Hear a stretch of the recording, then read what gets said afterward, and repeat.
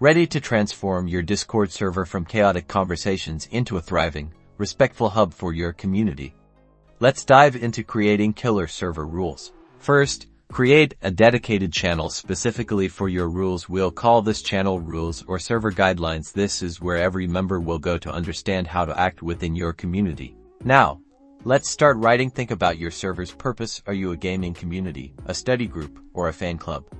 Tailor your rules to reflect this. Start with an overarching principle like be respectful or no harassment. Next, focus on common issues. Explicitly state what's not allowed. This includes things like hate speech, personal attacks, explicit content, spamming, and excessive self-promotion unless permitted. Get more specific. If you have age-restricted content, mention that if only certain types of links are allowed. Specify that also.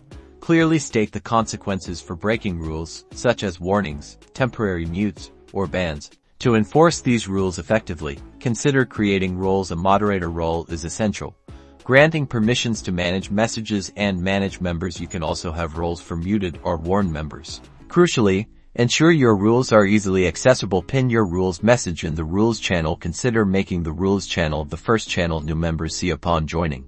A welcome message that directs new members to read the rules is also a great practice. This sets the expectation from the moment they join. By establishing clear, concise, and consistently enforced rules, you create a safe, organized, and enjoyable environment for everyone. Your members will thank you for it, leading to a much more satisfied and engaged community.